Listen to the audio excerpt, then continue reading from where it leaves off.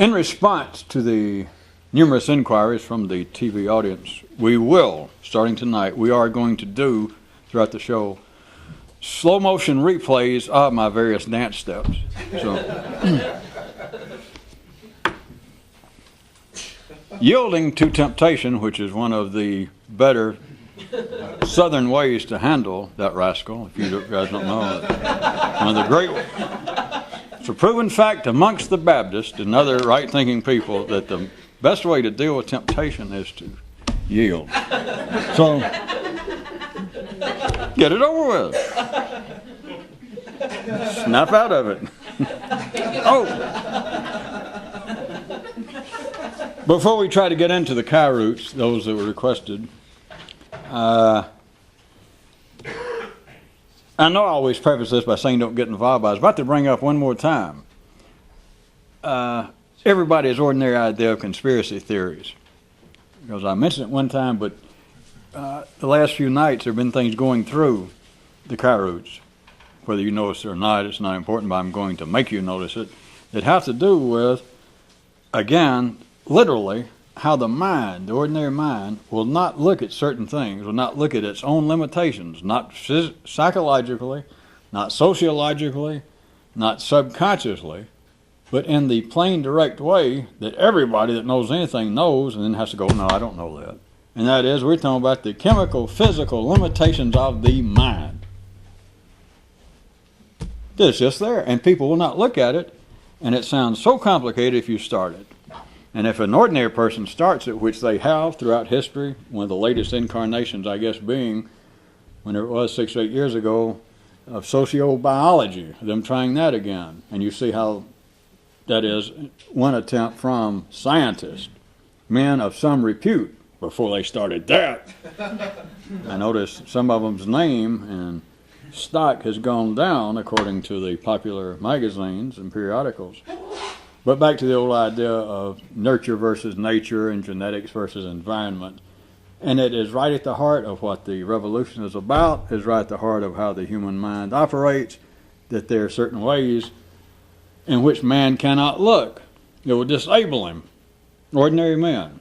It would cripple an ordinary decent man. It's only fools, it's only extraordinary people, wait a minute. It's only extraordinary people that might be interested in such as this, that can look at that which would cripple you and hobble right off and never notice it. Or something in there somewhere. All right, I was going to point out one more time, and for you people out there in TV land, I guess I'm wasting my time to say this is not really anything having to do with the grand old and even contemporary ideas of conspiracy theories, although it's based on it, and vice versa.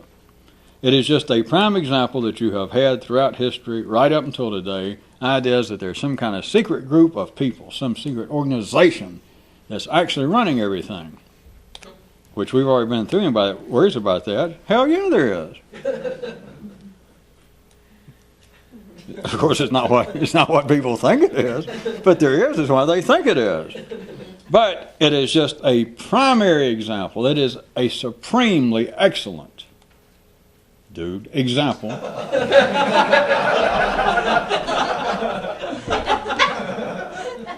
well, I want you to listen to the physical, and this is not trying to prove when I say it's physical, because you don't have to start trying to worry about whether you slept through physiology back in college, because even though this is what it's based on, you can see it without knowing anything much about the operation of the brain, almost nothing.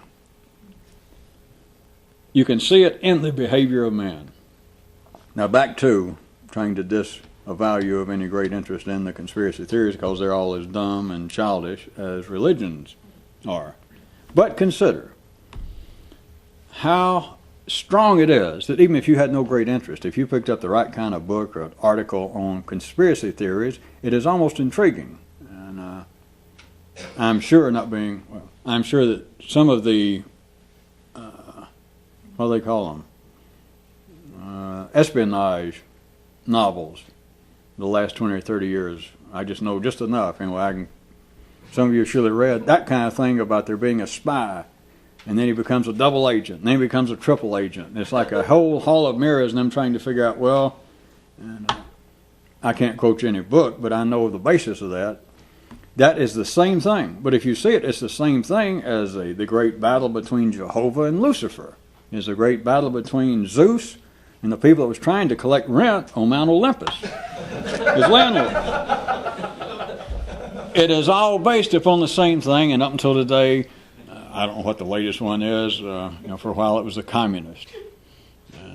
It's always been, for many, many years, some secret group that grew out of the Christian church, the Knights Templar and the Knights of Gibraltar, some international banking cartel, the Rothschilds. They're just making wine over there, stomping their feet like that, but what they're really doing is making the world go round and making everybody pay outrageous interest. You hear that, and I've even thrown in some car roots of late, you remember? That I was pointing out that what ordinary progress is could be conveyed, one of the latest ones, in a conversation. It's on a hillside, and Mr. Ford says to Mr. Chrysler, I see your new models are out. Or put another way, I threw in that in a sense, in a real sense, if you understand it allegorically, the Ford company does not care what kind of automobile you buy. They don't care whether you buy a Bush or whether you buy a Clinton. They don't care whether you buy a Mitterrand or whether you buy, who's his right-wing ding-dong opponent. At any rate, they don't care who you vote. The Ford company does not care. Oh, they'll pretend they do. Allegorical, please. Allegorical alarm. They do not care what kind of car you buy as long as it's either a Ford, a Mercury, or a Lincoln. And you can say, well, I'm not going to be fooled. I bought a Ford one time and I didn't care for it. This is a free country. I got my own money. By God, I'm gonna buy a Mercury this time. And the Ford company, if they didn't have anything better to do, go, oh well, I guess we'll have to do better next time and try and get your vote of confidence next time. Oh, and they wander off, wringing their hands like your idea is that God or you told Satan, get away from me. You'll no longer get my money. I'm going to quit drinking up my money. I'll give it to the church instead. And then the church says, boy, when you did that, we could hear the evil spirits gnashing their teeth, and wandering off going, oh, it's like the Ford company going, oh, the man bought a Lincoln. I assume all of you know, the Ford company makes them all. All right. It is so beautiful that you can take the conspiracy theory, or whatever you thought it was now, that there's some group of Swiss bankers, some group of the Rockefellers, the Trilateral Commission. I guess I keep seeing people believe that they're doing it. Who knows? But think about it. All you got to do, and of course it helps to be kind of a little off center, even at the city level. But you don't even have to be off center to read that kind of thing just in passing and understand the very deep-rooted intrigue and attraction of it. And as I said one more time, it is the same thing as religion. It's the same thing as the battle between good and evil. Absolutely. It just seems to be secular. It seems to be sans any mystical connotations that we're dealing now with bankers, people trying to control the money and get richer and richer on this planet, which, boy, it takes some kind of really occult genius to figure that out. But they say, but they're doing it at our expense. Well, whose expense are they going to do it? I mean, the closet you're born and the system, the loop, only has so much junk and garbage and gold and money. They've got to come from somewhere. Wait a minute, it's going to come from me, I bet. Well, at least you won one bet. But back to the idea, if you take the widest spectrum of some kind of conspiracy theories, the intrigue is from religion all the way to bankers and politicians and the communists in the Western world, that they were not at loggerheads, that Stalin or Khrushchev and the Kennedys and the Nixons and the de Gaulles, that they were all in constant contact and they secretly got together 2 or 3 times a year and drank it up, and that they were actually running things, but they had to keep putting in, setting up scenarios at least that would appear to be based on conflict, to keep their own people on their toes. In some way it generated energy and it put more money in their pockets and it solidified their particular hold on power. Plus, it indirectly kept life running, that people didn't get stagnant. There are all kinds of ways to look at it and go, my, my. But back to what I want you to see, that it is just the supreme example of the physical limitations of the human mind. Just, it is so glaring that anytime you wonder, how can people be so dumb? Once you begin to see something. Of course, don't ever say that and then look in the mirror right quick after that. To believe seriously in a conspiracy theory of some kind. Like I said, you can get past religion, but get into a very secular world. Very hard-nosed if you think it is based strictly on money. People trying to get rich all over the world, some group of people, and everything that's done, all the wars, the famines, that in some way they can even, if not induce famines, meteorologically, that in some way they can profit from them. That whatever goes on, that there's some group somewhere benefiting from it. Boy, again, they don't hear it, but walking geniuses never figure that out. Except they don't stop there. Then it's, well, wait a minute. There is something despicable afoot. Something problematic, if not untoward. But even if you get into a strictly secular level, the intrigue, the beauty, the attraction of conspiracy theories is that it will explain EFT.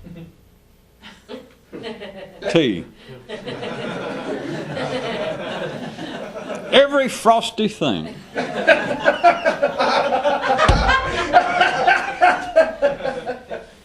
I was not going to sit here because I bet you, I don't know it, but I bet you that some of you are past experts in all this stuff. And so I'm not going to try to make up examples. I mean, as far as these specific conspiracy theories, I've covered the historic major ones. But the point is, look at it from any angle, even get past religion. Pretend that you are strictly in the clerical area of life, the carnal, mundane area. If there is a conspiracy, then everything begins to fall into place. Everything that happens, everything, from the Russian Revolution, I'm just picking out, just starting at the turn of this century, more or less. The Russian Revolution itself, the downfalls of the Tsar and the breakup of Europe, and then its reformation finally into, as we know it now, nationalities, that Germany finally became a place, and Italy finally became a place. And then you can explain that it was not through some kind of nationalistic fervor on their part, because there was really no such things as Italians as a people. There was no such things as Germans, as a whole bunch of these little tribes.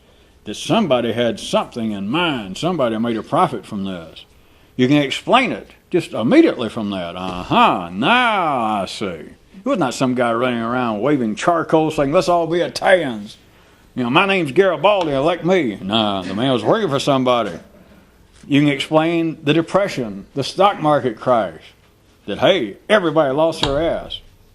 Well, not everybody. A bunch of them came out of it better. I knew it. They're the ones. Who controls the price of gold? How does it go up and down? As soon as the poor people get enough money and they buy gold, the price goes down. They had to sell it. Stock market, same. You can explain everything by conspiracy theories. That is, everything that's inexplicable now. All you got to do is say, well, now, wait a minute. If there's a group of people, but you got to remember, for it to be a conspiracy, they have got to be strong enough to affect world affairs, such as the stock market. So you got to assume that. It's not a bunch of guys sitting somewhere in a cave in Switzerland trying to come up with enough power to control world affairs. No, Bunky. They're the point they decide, well, let's see, how can we make a few bucks this year? Of course, they don't have to do it immediately, but they can say over the next few years. Or they could say, how can we make just a lot of money this week? We don't have anything to do. All they got to do is go dump. If they're that big, they got to go dump, let's say, just 1/16th, 1/50th of the world's gold supply on the market, and the price of gold goes, and everybody's got gold now. All these little people with little bits of gold all over the world that saved their money and thought this is a hedge against inflation. If not, a recession, suddenly, they don't have to look and think, is there a recession coming? They simply pick up the paper, and they are the recession. Because all the people that own that much have got to do is just dump it. And immediately, it's not a kind of long-range effect, just instantly, momentarily, within minutes, what you had that was worth, you'd saved up $20,000 worth of gold, and now it is worth $100. They could do that. And you go, Jesus. Of course, they had any sense. They don't do it that bad. It's like at noon, or 10 o'clock in the morning, it goes from whatever it is, $600 an ounce, suddenly it goes to $400, and you hear about it, and then 11:30 it's down to $300, and you call up a broker and you can't get through to him because everybody's selling, and you decide, and it goes down to $200 over a couple hours. So then you decide to sell, and by the time you get hold of him, it's $50, and the next day it's back up to $650. And you thought, Jesus, why did I sell? And then you remember, because it was down to $50. Boy, is that strange. How could this have happened? What have the gods done to me? And somebody slips up and says, it wasn't the gods. It was a conspiracy. And they tell you just what I made up. And you go, because it could be. Now, I was just trying to pick out all sorts of things. And you can understand wars.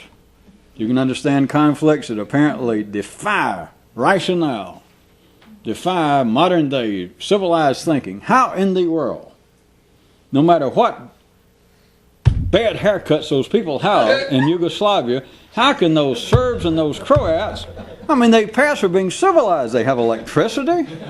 I know the haircuts and the clothes, but how can they do that? Or you look at Ireland. Some of you come from that area and think, how can those people be civilized?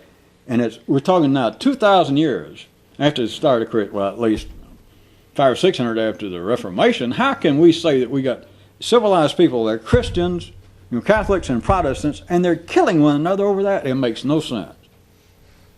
What if you find out that they don't know what they're doing, that somebody is causing that? And then you go, wait a minute. And then you think, Jesus, history is beginning to make sense. If somebody was just pushing people's buttons, forcing it, and they didn't even know what they were doing, they were unwitting players in this drama, and they didn't even know it. All right. I've spent up all of our time just to get around to getting this started, the setup. The beauty, the attraction of all the conspiracy theories all the way from the Garden of Eden, from Jehovah throwing Lucifer out of heaven because, he was a competitor. He was going to try to come up with his own conspiracy. And Jehovah said, hey, not in my backyard. Go somewhere else. All the way from that to there's some kind of banking, rich people conspiracy that runs the prices up and down and keeps all the rest of us poor. And by the time we save a few bucks, they fuck around with the economy and they wipe us out again. At least on paper, which is all that matters, because that's all you got is paper. Unless you're a farmer, then you don't have anything. I don't know how I got into that. Well, you might have weevils. Now, what I was trying to get you to say. The conspiracy theories all the way from religion, looking at it as being the oldest and the crudest form of the conspiracy theory, all the way to whatever you would consider to be the most up-to-date, which would probably be the political conspiracies or the financial. That there are groups of people, the Rockefellers and the Rothschilds and whoever, they're so rich, so powerful, so unknown. I'm picking out the ones you've heard of. The real families you don't really hear of. But anyway, the ones you've heard of, and they're so rich. They've got so many investments all over the world that almost no matter what happens, but now they make a profit. And if they're not making a profit, like I said, they're kind of a slow week, they think, hey, let's go dump a bunch of gold. Let's change the price of oil. And whether you want to or not, with them doing nothing, making a phone call, they can suddenly add $2 or $3 billion just from a phone call. And it comes out of your pocket. All right. So take it from religion all the way from there. That if you believe in that, if you hear those stories and you go, Jesus, the inexplicable, the irrational, the unexpected, the unpredictable, the uncivilized, all begins to become a little more explicable, understandable, rational, ha-ha-ha-able. If there is a conspiracy going on with a group of people that powerful. Now, I just kind of popped this in on you last time, but I want you to consider the beauty of that, how much it explains, the attraction of it, and how reasonable people, not just the fanatics that really push this, but you could take a reasonable person at the city level. Of course, a reasonable person would then walk off and forget about it more or less. They wouldn't get involved with it that much. But you could get them, you could say, hey, just theoretically, you ever heard of conspiracy theories? And the guy goes, yeah. crackpot fringe people believe that. And you go, I know. But isn't it weird, just for the sake of speculation, and you went through to him what I just did with you guys and say, that would explain a lot, wouldn't it? And a good, rational, everyday man would go, ha! No, you're right, it would, Jesus. And he'd walk off and forget it like he's supposed to. I just want you to understand how powerful it is. That it almost explains everything, which it does in religion, to those people, and it does on the basis of political or fiscal conspiracies. But look at the limitations of the human mind. That people that would believe that, and if I push it a little further in a certain way and make it sound as though I were pushing it and you go, by God, it's true, then consider this, the actual physical limitations of how the mind works. That if there was something that big, you would have, there's only two possibilities. You would have never heard of it, but since you have heard of it, you might have called it religion in the past, or if you just called it a conspiracy theory, now you've heard about it. The only reason that you would have heard about it, if they were that powerful, is that they let you hear about it. And if they let you hear about it, what you heard about it is what they let you hear about it. Now, rather than look at other people, consider the mind itself. That the human mind came up with the idea, I didn't make this up, of conspiracy theories. But the human mind made up this idea that there's somebody somewhere that guides in the past running human life. And a little closer up to modern day, the subconscious, the psychological, the Freudian era, which was just a new version of the era of myths back in the Greek and Roman times in the West. All the way from that to the banking and the fiscal, the rich people conspiracies. Forget that there's people doing it. The human mind thought that there's people doing it. The human mind that thought there are people doing it does not realize that what it thought about of them doing it can't think about what I just said. That, wait a minute, if they're doing it, then how come I can't think that they'd be so smart that they wouldn't let me do it? They wouldn't let me see it. That my mind's where it came from. My mind made up this story, but my mind cannot fill in the obvious part that if they're that powerful. Remember, we're not talking about people now. This is the tricky part. We're talking about your mind. That my mind thought this up. And my mind has such limits, though, now that it thought this up, that there is a group of people somewhere so powerful that they can run the world and me not know it. My mind can't say, well, wait a minute, if they're that powerful, then what I'm thinking is folly. Because if they're that strong, I couldn't be thinking this. Bye. Howdy, folks. Oregon. Here we go. Germany, the Netherlands. I hate to even say Italy because that publisher has never sent me a penny. Every now and then, that first publisher in Italy, he would send me, like once a year, a statement in Italian and no figures. I couldn't figure out anything. And so finally I let it slide because I knew it wasn't selling. I mean, I assumed it was not on the bestseller list. And so I finally wrote the guy a letter asking for an accounting. And that's the last I ever heard. Of course, always makes it interesting to consider a place that last I heard was public knowledge in Italy that the Postal Service each day, I mean, they just announce it so that you wouldn't be upset, that they're so far behind in the mail deliveries that they daily burn something. It's publicly known like, I don't know, it's 10% of the mail. They're so far behind that they just do it indiscriminately. You just know you can go there and try to find it, but it's like at given hours at certain post offices in Rome and Naples, but especially Rome evidently, is that the guy's back there and they open the back door and they take some kind of estimate. Last I heard they weigh it. You know, and they figure how much mail there. It's like a half a ton a day, and you can run there and try to look for yours, but they just burn it. I mean, they just can't deliver it.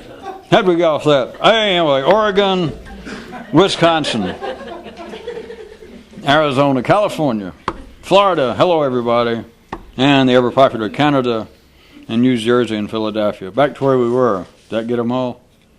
New York. You knew that. Well, maybe that's enough of that, because there's always a danger that somebody take all that conspiracy stuff seriously, which is the answer to everything, but if you take it seriously, you don't understand what's going on. That the reason that people will accept, whether you made it as the ordinary, contemporary, fringe, lunatic, or lunatic fringe ideas of conspiracy, or if you took it in an area that at least seems more culturally acceptable, whether you're religious or not, to say, well, religion is the original conspiracy theory. You could get agnostics and atheists to go, yeah, you're right. People that would not even be interested in the more frivolous, insane ideas, as they were normally called up, conspiracy theories, to go, yeah, you're right. But remember, it didn't just spring from somewhere. It is the innate knowledge, if you'd like to write that down, I made that term up. It is the innate, intrinsic, indigenous, endogenous even, for those of you who want to go to your dictionary, knowledge or subconscious suspicion, take your choice, that life is sort of running by its own volition, perhaps, or even, God forgive me, on its own agenda, and that we're sort of swept along. There is your original. There is the prototype. There is the paradigm. There is the origins of all conspiracy theories, which is simply that a man that had any intelligence says, I have not any idea what in the hell is going on here, except me not knowing seems to have absolutely no effect on it going on. So therefore, there is a conspiracy afoot. Right, sir? Right? You've got it. Finally, you have got it and don't even know it. Yes, well, how have I got it? See, an ordinary mind, and that's why they can't get it, because if they said, well, that's it, and then I or somebody important jumped up and go, you've got it. You have got it. There is the secret. The person would go, what secret? What secret? You've got it. You've got it. People have spent their life torturing themselves, sitting, I started to say sitting on their navel, sitting trying to look at their navel, starving themselves, fasting, going on great treks, and you have got it right there. You sit right there and got it. And man go, what? What? See? Because an ordinary mind can't go anywhere with that. To just say, well, wait a minute. That means life has a life of its own and is just running, and, you know, all this stuff that we're plotting and planning is just some kind of joke. You've got it! And then they go, what? Okay. But it is, anytime that you want to realize, the reason I was really trying to rub it in, because I know people keep wrestling that it can't be that simple, which in a sense is not, but in a sense it is. Take your choice. About, well, how can people operate in such a way? Or if you ever think, if you're personally, the reason I was pushing it with you specifically, is I know. How about each and every one of you? Has it gotten to the point that you thought, Jesus, I almost got a glimpse of what this is all about, and then it's almost as though your mind goes, no, wait a minute, no, it's not that. No, I might be close, but it's not that. Then ask yourself, try and remember one of the more blunt points I was trying to make of this conspiracy, using it as a basis, is to think about that the human mind, a man can sit around and come up with such a complex, convoluted, far-reaching, all-encompassing idea of there being a conspiracy somewhere that's running everything, and make it into some full-blown something that would be so impressive that it might sway many people when they heard it, and it's still, I mean, if you pointed out, the man would not even hear it. Somebody came up with the ultimate, at least for the day, conspiracy theory, which for at one time Christianity was, at one time in another part of the world Islam was, or if now you took it as being a financial conspiracy, that'd probably be the easiest for most people in this part of the world, is to prove. It doesn't matter who's elected president here, it doesn't matter who's elected prime minister and presidents in most of Western Europe, it doesn't matter. The people running everything still continue to make a profit. The president, no matter whether it's Clinton or Bush, there's only so much he can do. If he gets out of line, they can stop it. They can pull the strings, they can squeeze. Anyway, I'm not going into it. It is just easy to explain. And it is easy, when I say explain, not even the crackpot fringe area that the rest of humanity says that this is, which you, if you'd like to consider a part of the built-in safeguard, is that they're all considered crackpot theories. But it could be explained in such a way that you go, hey, if that's not true, it's got to be true. And yet, the same mind that could come up with that cannot see that, wait a minute, if there's something that big, if they're that powerful, how in the fuck did a pea brain like me come across this? I mean, how is it that there's a group of people somewhere to the point, one more time, I assume that all of you follow this or have done it more than I have and read all about this, but do you understand it can be easily explained? A proposition could be put forth, I'd have to start making up, but that literally everything of consequence on this planet, there could be a group of men somewhere, not even that many, that own so much of the primary physical world, and now that which is in the secondary and the so-called service industries and information, but it's that everything in this planet of any consequence, if something sort of untoward, out of the ordinary happens, within an hour, couple of hours, as soon as it comes to their attention, they can take care of it. They can just simply do it. People have to live. The majority of the people on this planet work for them, whether they know it or not. That can be explained. The theory can be put forth that would turn you from being a Baptist into a conspiracy nut. And you go, by God, that's it. That explains it all. But now back to this. The person that could think this up and do it, it would still never strike his mind physically. And back to where I was pointing out, this is not psychological. It is electrochemical. It is the nature of the mind. That the man who could come up with this, or any man, I don't mean there's one man, but a guy who could come up right now with a conspiracy theory that just covered it all. The one thing he could not do, I mean, he could begin to hold tent revivals or get on television and really push this and have millions of people going, hey, oh, wait a minute, I'm beginning to understand now. We have been taken for the holy, the mother of all rides. We've been had. That's what's been going on. Now I understand why I have less and less spending money, why my actual standard of living is going down, and why no matter what happens, I go deeper into debt. Even while companies and large organizations are saying, here, we're trying to help you, we'll lend you money. All the professions, all the institutions, the whole thing is some kind of quicksand. It's pulling us all down.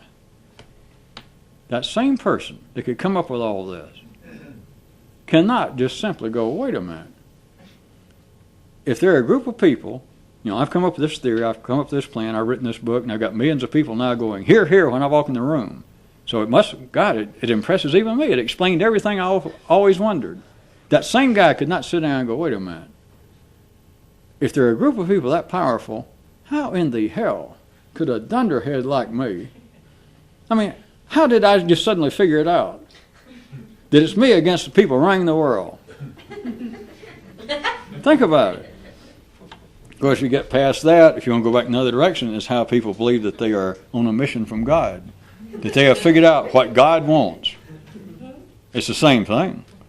That is, they can't figure out, wait a minute. If there's a God, if there's a great conspiracy, and now I've talked to God, what kind of God is that to talk to me? You follow? Now, I've thrown in those Kairos, and that was not some kind of slam at man. I know you guys will laugh at that kind of thing, but ordinary people laugh to say, well, wait a minute. I don't want to fool around with some God that, fool around with the likes of me, which is an easy joke. It's more than that. It's the same thing I'm talking about, that the mind cannot conceive of this, that, wait a minute, I figured out that life is being run as a conspiracy. Ha! I'll no longer be fooled. Those guys, there's such a group of powerful people running everything, but I have figured it out. It cannot see, literally, that, wait a minute, if they're that powerful, I don't know who they are. Because who I think they are, that ain't who they are. Or else they can't be that powerful. I couldn't have seen it. If I'm on a mission from God, I'm on a mission from nobody. Because who I think is God has got to be, he's as dumb as I am. Those ran the conspiracy. I said, boy, how could a pea-brain like me figure it out? Well, there's one easy way. It's a bunch of pea-brain people running the conspiracy. They got to be at the same level, which of course does away with the conspiracy theory. Do you see? The human mind, when it believes at the ordinary level that it has reached its greatest moment of expansion, like the conspiracy theory or religion, if you were that ilk, the idea of God, that there is a mind, that there is a will, there is an intent somewhere running this. Well, it ain't much of an intent if you could conceive of it. Well, maybe he's a pea-brain God. Now we're getting somewhere. Maybe he's a God with a little cranial cavity about the size of a cat, or me, whichever is larger. which I don't guess we should push that, should we? Sir, get away from me with that measuring device.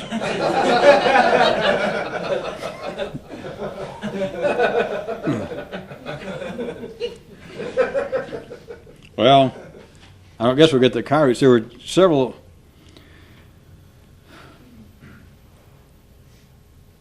I keep sort of warning and making rhetorical apologies and distractions, telling you not to get involved with this, but it is just the greatest example.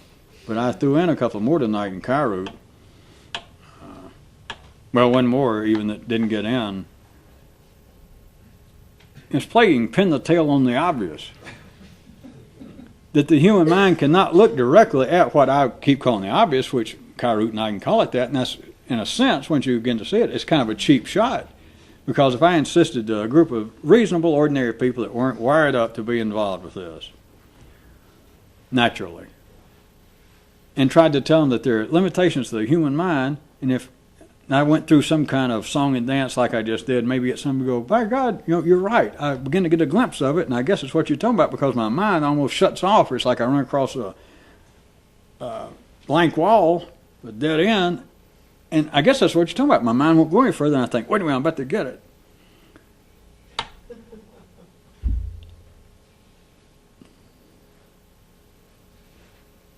What they think of as being the answer,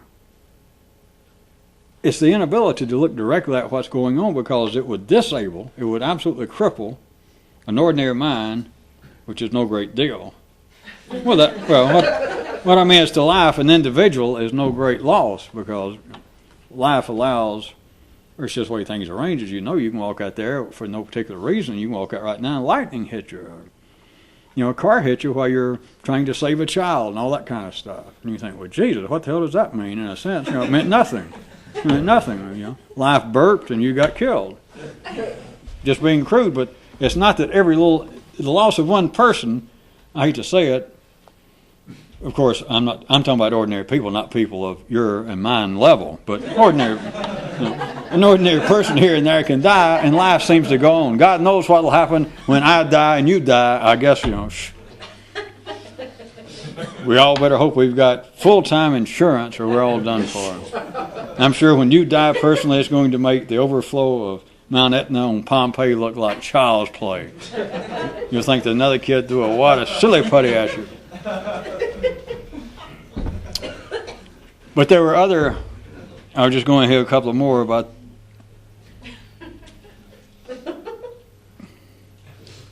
How about the inability? How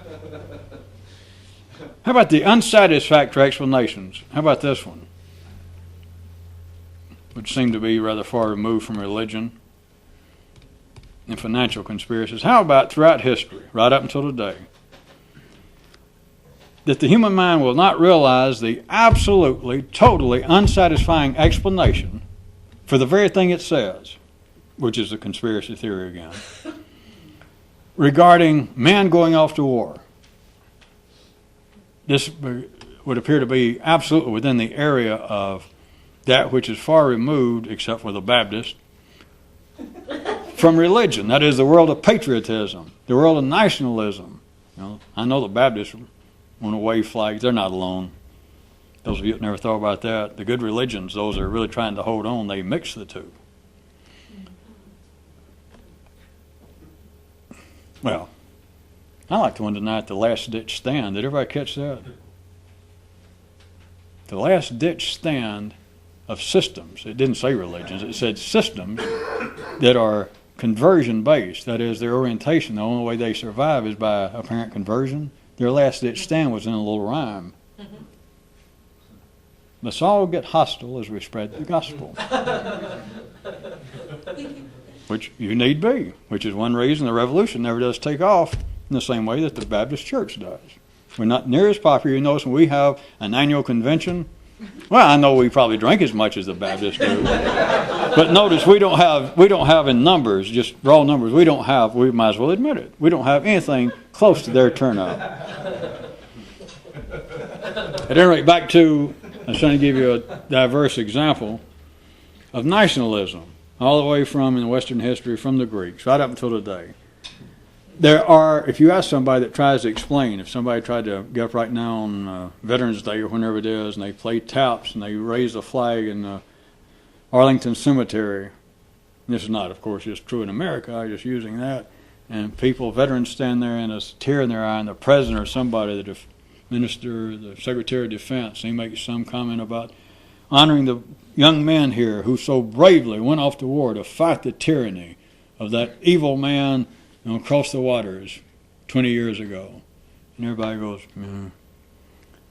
And yet everyone knows that's unsatisfying. If you say, well, wait a minute, we got these fields full of people dead. The average age was 19. What in the world did they do that for? And then the president or somebody or one of their parents, it doesn't matter who, but even somebody in authority say, well, it was to make the world free. It was to keep another tyrant from gaining even more control than he had at that time. And people go, hmm. And yet if you grab somebody's a mother or some kid laying there, and I'm just trying to get this to the point of you realize how real this is. It's not to be maudlin. And you ask a mother, do you believe that? I don't know how raunchy she might be, but her answer would be something like, shit, no.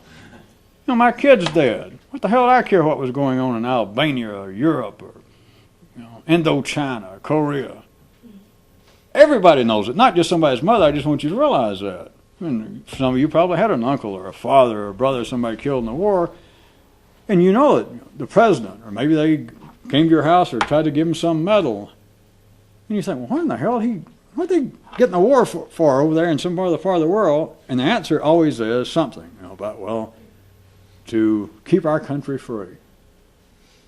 Whatever the answer is, it is unsatisfying. It always has been. There is no explanation as to why men go to war. So, why can't the mind look at the obvious? Why do men go to war? The answer is, they do not know. That's the answer.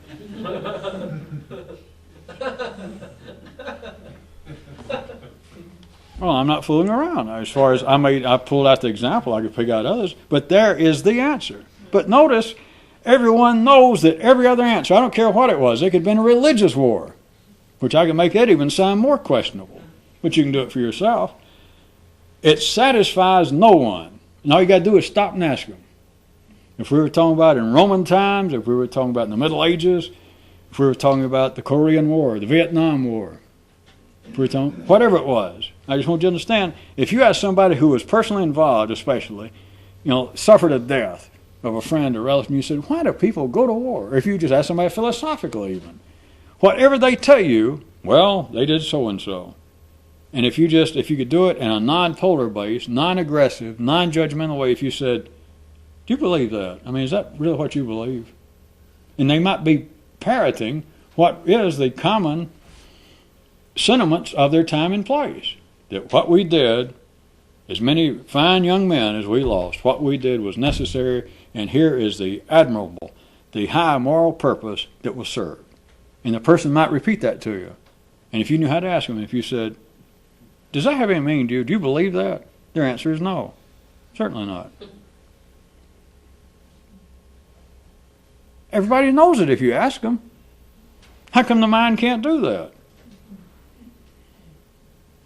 But then if it went, which it could not do, I'm really stretching justice to get back where I was, stretching reality, you could get any ordinary sane person to immediately admit if you knew how to ask them. No, you got to do is ask them with no plans. Ask them with no polar-based hostility. That you just say, do you believe that? I mean, you accept that. The answer is, well, certainly not. Except they can't normally do it, but you could ask them, and they go, well, certainly not. But then the really dirty question is, well, how come you never noticed that? I can push it a little further. Maybe you can hear it right quick. And if you could take them that far, they might go, well, I just never said it. I never heard it said, but I knew that, which they did. But then to get it dirtier back to where I started this out, and then you could say, well, do you believe there is a reason why? They would probably then have to go, well, I don't know. I don't guess. And if you said there is a reason, if they said, well, what? And so the reason is the people don't know why. What good would that do an average person? None. I mean, they'd hear the sentence, I guess, rhetorically, grammatically makes sense. But if you said, men don't know why, then you completely lost them, even in my make-believe dialogue with them. But better than that, once you see it yourself, then anytime we're still on the same subject like the conspiracy theories, is anytime you wonder, well, why can't people see things? Well, here's great examples. They strike up bands, the more that they have got to distract themselves from seeing the obvious in a sense, the more they have to get out huge bands. And John Phillip, not Kairos, Sousa had to invent the sousaphone. They had to put the bass drums in the back. They got to march, and they got to wave flags, and they have to have holidays. And then they have to get out, and they have to go out to cemeteries where the people have fallen. And they have to go through a great deal of ritual. Why? Because they don't know why. And so they have to say, yes, we do know why. These boys did not die in vain. Why did they die? And then they tell you. And the reasons are unsatisfactory. And they know it. I say they know it. Nobody can look at it, because the ordinary person, if suddenly I could play that game and jump out to people at this great war cemetery and say, what in the hell are you people talking about? Do you believe these stories that men go out to war for some kind of great reason, or they go out to uphold some religious ideal? Do you believe that? And if I could play that kind of trick, and I don't mean to hypnotize them, of course, just to clear their mind and say, listen to me, do you believe that? They'd all go, no. What good would it have done them? Because then they'd want to turn on me and go, all right, what? And then I'd have to run for it. Because they'd tear me from limb to limb. I wouldn't even get a decent burial. You would not have done the ordinary mind any good. But the reason I brought it up one more time is for you to consider that anytime you think, well, how come? Or when you feel like, well, maybe I saw it, but no, it can't be that simple. Then consider back, look at the other view. Look at all the explanations. And even me continually warning you, it's not in any way us picking on ordinary thought, the collective wisdom of people, the way that world operates. It is simply that they cannot see it. And anytime you think, wait a minute, I almost saw it, but wait, it can't be that simple. Then, if that doesn't do, then look back at the ordinary, what I'm talking about tonight. Look at the conventional collective wisdom of the ages. And then realize that everything that they believe, they don't believe. Because all you have to do is ask them the right way. You mean you believe this crap? Of course, you shouldn't say crap. I'm doing that to get you to follow what I'm saying. You mean you believe that there's spirit somewhere living in the sky, and at one time the gods made a guy named Adam, and just within days he turned around and pissed God off. I mean, in such a way that God went, what? What'd you do? I mean, you believe that? And people would go, well, hell no, I don't believe that. Well, why are these people dead? Well, they went off to fight for liberty and justice and the right to drink on Sunday and shop on Sunday. Do you believe that? Well, no. You see that and you think, well, but life continues in that way. Well, how about one more? We're going to wrap because I'm not going to get to any of the Kairos. One of the Kairos that was thrown in tonight, get into the area that even seems closer to the primary. And it's the same thing that people cannot. We've gone from religion and conspiracy and financial conspiracies into patriotic. How about a little closer to the primary world, the world of morality? I let Kairos throw in one tonight, as vague as it may have been. But why is it that humanity, throughout the ages, no matter what the religion, no matter what, has condemned prostitution? And of course, they got a story in the same way as why do our young men, why are they laying here dead? We went off to fight for liberty. And you say, do you believe that? Well, no, hell no, I don't. You know I don't believe that. Why has humanity always condemned prostitution? Because the Bible, because the Quran, because Muhammad, because the Hindu traditions say that the gods disapprove of a woman, for male prostitute, of a woman having sex and just being paid for it. And you say, so the gods are real upset about that. Yes. Do you believe that? Well, no. No, I don't know what to make of it, but yes, that's true. All right. You understand? And I just picked out one that I figured to get your attention. But all forms of morality, because it's taught. We're not talking about anything if there is really what should be going on. The Kairut tonight that was kind of tied to it was that there's a difference that it would only be a true artist, somebody really alive that would have conscience. Everybody else has morality, and it's taught. And no matter what the morality is, it wouldn't have to just be sex, it would be something else. Listen, you should not eat shellfish on Tuesday. Well, why? Do you know what the gods said about that? They said that it was an abomination, that it made them sick to think about it. And you say, do you believe that? And they go, well, hell no, I don't believe that. I don't even understand what the hell it means. But yes, I believe that, because what else are you going to do? But all right, so I just wanted you to understand that's all senses of morality. But there is always something obvious, and the human mind cannot look at it. Why is prostitution condemned? The Kairut I slipped in tonight was that just as everyone knows that there is I say everyone knows, I'll redo it for you, that there is a difference between having sex for money. Well, there's a difference in having sex with a stranger and having sex with somebody that you have a passion for. And forget what passion means, it's just that you're attracted. I don't care what you want to call it. What is the difference? There is an extreme difference. And forget morality. We are talking about now the need for life to continue, that if people were having sex and producing children on the basis that there was not the passion involved, and by the passion we're back to electrochemicals, the smells, the touch, and forget poetic odes to romance, that you're simply attracted to somebody. And if you try to explain why by writing a poem, you might as well be explaining, well, I do have the conspiracy theories, and I figured out it's not a bunch of little old short men with beards in Switzerland. No, they're in Belgium. That's all you've done. So don't worry about writing an ode. The point is, just generally speaking, if you just went out, I take it from a man's view, and you go out and it's a matter of a business deal. That, we'll have sex and here's X amount of dollars. And there is not the passion. There is not the smell. There is not the look. And don't explain what. I shouldn't even say the smell and the look. Don't forget, don't get involved with she had blonde hair and blue eyes and that's just my type. Maybe, but you saying that is not what makes it your type. There was a passion. It is life being attracted to itself internally to produce the best offspring.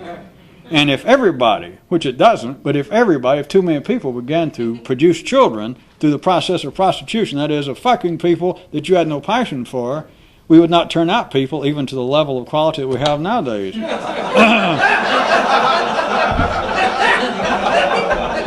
I figured I would get a laugh even without me doing a whole piece of business, but all right. But do you hear, this is getting in the same area that they was playing with, not that they were onto anything, it was nothing new, but the area, since I brought it up, of what they were calling for a while sociobiology.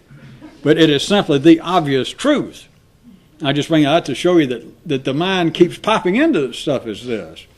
And in your lifetime, the whatever his name was, those guys that came up and coined the term sociobiology, were looking very close in the same direction. And what happened? It was popular for, I don't know, a year maybe. They had a couple of books. And then it's just almost completely discredited now. I'm sure that in most serious academic circles, if you brought it up now, they'd look at you like you're wearing bell bottoms and your hair down like the mamas and the papas. Like, where have you been? We got over that years ago. But at any rate, well, I'm just trying to get you to see that they play around with this idea. It comes and it goes. But imagine, but see, now it comes out as being something else, like nationalism, patriotism, to explain the inexplicable. That is, that men go off to wars and they don't know why. They do it freely. Forget about the people that tried to run off and went to Canada and to the Cajun region of Louisiana during the unpleasantness in Vietnam in your lifetime. But forget about that. In general, people freely go. They don't have to come out and chase down people. If suddenly the president says, well, we're all going to go over and fight and help out the Serbs over in Yugoslavia in that area, and we're going to need 100,000 men, and the draft notices are going out. And 100,000 will go out, and there'll only be a few people will try to get out of it. guys will, well, I was going to get married. I was just getting a job. I was about to get out of college, but, I got to go. And if you ask them, well, you got a letter from the president. Of course, it was mimeographed, but it says the president asked for your attendance to go over and fight and perhaps die over near the Adriatic for the good of us all. And the man's, packing his bags. 21-year-old guy, an IQ, 160 or more. And you pop into him, you say, why are you doing this? And you do understand. We're not making fun of it. It's necessary in life. But he would say, well, my country calls. The president says, I'm not sure I keep up. I'm not sure. I'm not an expert on foreign affairs, but it says it's in our national best interest that we keep that part of the world from disintegrating. And so I don't want to. I was about to get married. I was about to go in and start work on my doctorate, but I'm going to have to take time out. I mean, some of my neighbors, other people are going, and I'm going. And if you said, does that explain anything? He'd go, well, hell no, it doesn't. The chances are you're going to die. And you might show some signs of having some intelligence as portrayed by having the willies for a moment. He goes, ooh. And you're going to go, well, you could slip off. You could just kind of disappear. You go down to Mexico for a while. I can't do that. And so you say, well, so why are you going? And he would have to tell you whatever is the common story that life has instilled in man at that time. It'd be something like, well, my country calls and I got no choice. Which sounds fine, and we're not knocking patriotism any more than we're knocking paying taxes or dying or getting a bad haircut or drinking light beer, being served light beer accidentally when you ordered. You said give me a Bud, and they give you a Bud Light. I mean, it's all the same level. I know it doesn't seem to be, but we're not attacking. I mean, things happen in life like that. The person could not explain what they're doing. They just simply have to do it. And the ordinary mind cannot look at it. Then if you look at all forms of morality and say, well, why in the world does religion spend so much time, back to the example that got your attention, of prostitution, sex outside, even religion, Christianity, well, most of them, even beyond prostitution, is adultery. That there is something very specific about sex. I mean, it's got to be within these confines. Well, why is that? Which is like asking, why do I have to go fight? To make the world safe. Well, okay. Well, you cannot have sex except with somebody after you've stood here before the church and before God and said, all right, I'm only going to fuck you and only you. Why do I have to do that? Because God said so. Oh, okay. And to ask yourself, does that explain anything? And the answer is, well, hell no, it doesn't. Do you believe it? No. But then, of course, you got to immediately look off and forget it and operate as though you do. No one can simply look at directly, why is this happening? What purpose is it serving? Because it all serves a purpose. If I went this far and had some run-of-the-mill smartasses, which are not the driving machinery of life, then they go, well, and then they won't start playing Captain Irony or Commander Sarcasm. Like, well, I knew it, life's crazy. Life's not crazy. Anybody that says life's crazy is crazy. In case you want to think about that. Those who think life doesn't know what it's doing, they don't know what they're doing. They don't even have a clue. Life is full of idiots. Yeah. Yes, sir. Yes, sir. I am surrounded by idiots. Well, perhaps you have that inside out, but you are surrounded by idiots, I guess, sir. They cannot see that morality has nothing to do with God. Well, it does in a sense. It's the explanation. It has nothing. That morality is not based upon God's. It is not based upon patriotism, in the same way that dying for your country is not based on patriotism. That if it came down to it and you ask people, why do you support the idea of very specific, limited areas and times at which you would have sex? Their answer is, I do not know, which is the answer they can't give. Why do people go off and die freely? Why do men, when they get a letter and says, drop everything you're doing, no conditions, no modifying clauses in there, no conditional clauses, drop what you're doing immediately and be at such and such place ready to die, bear arms, be inducted in the national service. And of course the unsaid part is, and very likely die. And a man says, well, and he drops everything and begins to pack. And you ask, well, why would men freely do that? And the answer is what I still don't want you to get distracted. The answer is they don't know why. Which is why they have to come up with a reason. Why is the world like it is? I don't know why. So they come up with a conspiracy theory. Why do we have morality? I don't know why. So we have it. The mind cannot look directly at what's going on. That there needs just prostitution, having sex with a stranger, which is the same thing, is the way that Kairoot put it. I didn't finish the Kairoot that I brought up, but it went something was to the effect that having sex with a stranger is not the same thing as having sex based upon passion, which there is a similar arrangement with the thoughts that a person embraces. But at the ordinary collective level, what you end up with, if that wasn't clear enough, you end up fucking strangers mentally. That is, every time you take collective wisdom, every time that, finally, that every time, if you were suddenly considering the matter of why do people go off and fight, and it says, well, because there is an innate love that a man has for his country. There is a nationalism that's born within the soul and the spirit of man. He will fight for freedom. And you think, bullshit, 3 or 4 times.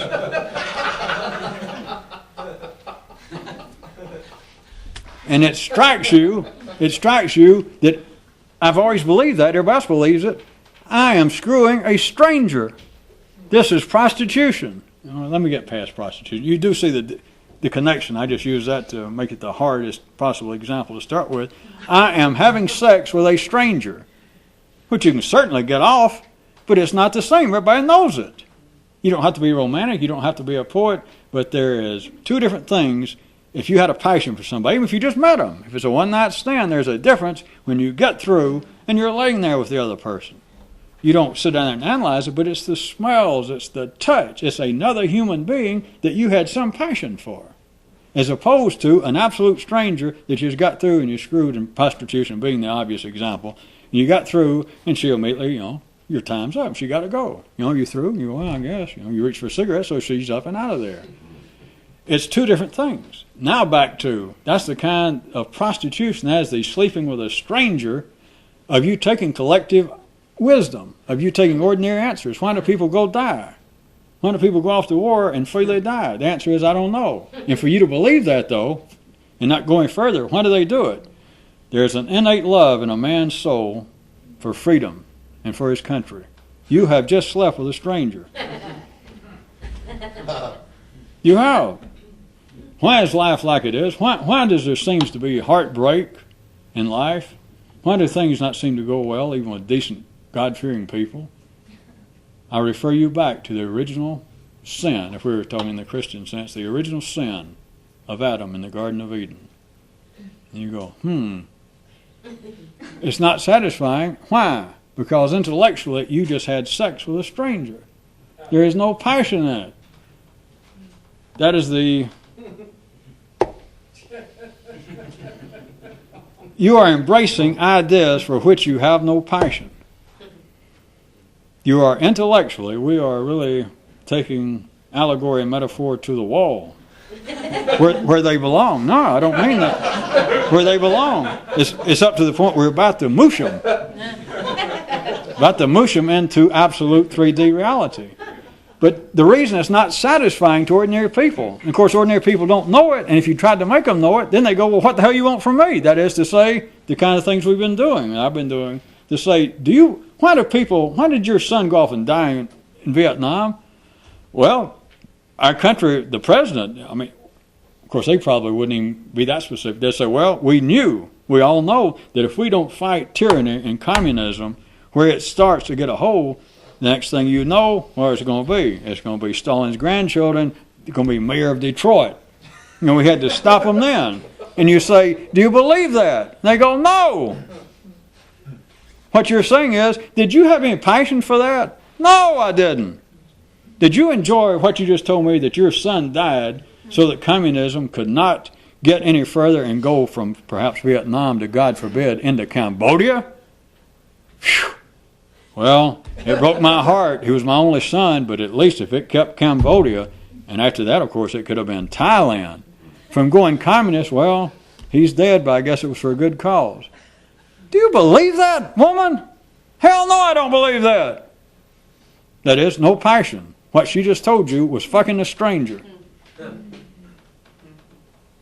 Do you believe that life is as it is? Do you believe that what happens to you is in some way karma for past sins you had in another life? Yes, it says so right here in the Bhagavad Gita.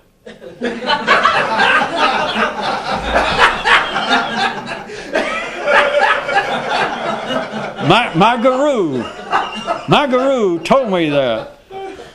Do you believe that? Do you believe that? Do you believe that that is why you are so disliked now and why you have continuing bad luck? Do you believe that? No, I don't believe that. But the unsaid part, of course, the follow-up is, well, what do you want from me? I don't believe that. Where am I going to go? Why they don't believe it is because they are fucking a stranger. They are intellectually having sex with a stranger, which, again, I point out, do you follow the connection? I'm not just trying to be crude. It is a beautiful connection, and it is a beautiful parallel once you see it, that you can certainly, in a sense, physically, of course, you can do it through self-abuse, that other nice Kairoot tonight, but you can go to, not just a prostitute, but go pick up a stranger and have sex, especially a man, which is the view, it's the basis of this. It's not sex, as all of you should know. But you can certainly go and reach a climax with an absolute stranger. And to the point that you get through, and even if she's not a prostitute, you want to get up and leave. Maybe not anything in particular that you just like, but you got through and you think, well, geez, I'd rather be almost anywhere at home watching TV. You got no passion for it. All right? Follow the parallel. That is the same way that the ordinary thinking, it takes whatever ideas are available. Why did your son die? To help make Southeast Asia free from the communist threat? Do you believe that? No, I don't believe that. That's like, did you enjoy screwing that woman, that stranger? Well, there was no passion. And if you ask the person, did you believe that that's why your son died? Do you believe that the reason that humanity, that we die and get old and get sick and have to work and sometimes don't even get paid the full amount? And some of us are in 9 open shop states. And do you believe that that's because Adam made God mad? No, I don't believe that. They got no passion for it. But what are you going to do? If you're the ordinary mind, all you can do is have sex with strangers. That's what you're left with. When you take the wisdom, the ideas of the collective, when you take what the institutions talk about, you're having sex with a stranger. But if you're ordinary, it's back to this. If I got some ordinary mind to hear this and go, well, I follow it. But what am I going to do? Because an ordinary person, that's what they'd be left with. They think, well, where am I going to look? Sometimes, you got me. I'm speaking for an ordinary person. They can say, you got me. My religion, whatever it was, it doesn't matter. They can say, you're right. As far as I'm concerned, no offense. Sometimes it's fun to go to, and it seems like a community, and they're there when there's death, and I don't know, it's like a club. But as far as the ideas of my religion explaining anything, you're right. It explains nothing. I don't believe it. I mean, I can't say I disbelieve it. I'm not mad at the religion, but as far as their ideas, the teachings of the religion about here is what the world's about. And I ask myself every now and then, or since you did it to me, I'm still talking for an ordinary person. They can say, you ask me, do I believe it? No. I can't say I disbelieve it, but it's meaningless. I don't believe it. I don't have any passion for it. It's like somebody striking a cracked bell, a green watermelon. It doesn't sound right. But that's the same way as you just got through screwing this stranger, and you jump into a guy and say, did you really enjoy that? And you think, well, I got off. And you say, yeah, but is it like when you used to be with such and such, some girl that you used to really be attracted to? Well, no, it's not like that. And so what are you saying? Well, I got no passion. I mean, there's nothing wrong with her.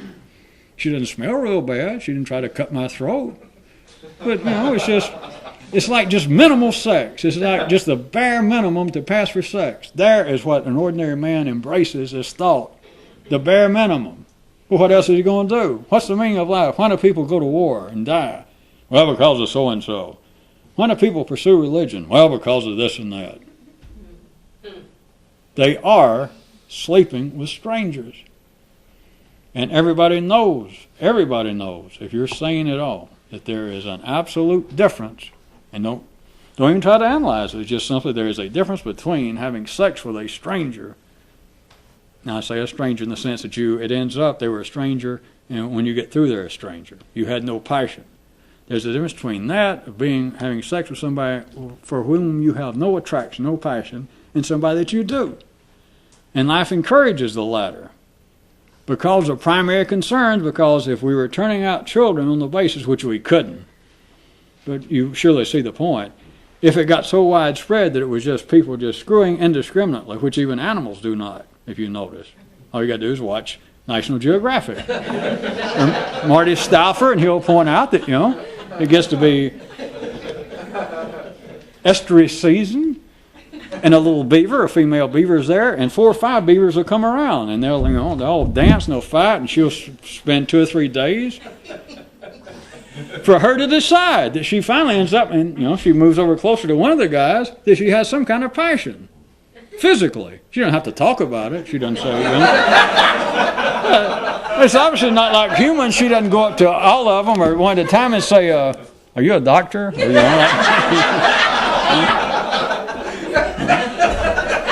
you got a summer home somewhere? But there is a passion, but see, it is a primary nonverbal passion in the animal world that life supports and sees, comes to pass, known as survival of the fittest and all that, the selective process, which is true enough. But in the secondary world of man, there's one that is not seen. It is only seen indirectly like everything else, such as morality. Tries to, through religion, through just civilized morality, humane morality, tries to control and does the sexual behavior of man. But it does so on the basis of, as always, pointing somewhere else and say, well, you should not sleep with strangers because God doesn't want you to. And the truth, one more time, if you got ordinary people and could ask them in a non-hostile way, they would answer you non-hostilely. Those who are most faithful to their marriage vows and those who might get out and march, mothers against adultery, mothers against prostitution in our neighborhood, and you said, why are you against sex outside marriage? And she says, because the church, because God, because Jesus, because Moses, because Muhammad said we shouldn't. Do you believe that? Well, no. Does that have any meaning to you? Well, no. But it's like I slept with who was available. And so morality is serving at a secondary level the same kind of purpose, but making people look off and say, well, do it for this reason. And they know that that's not the reason.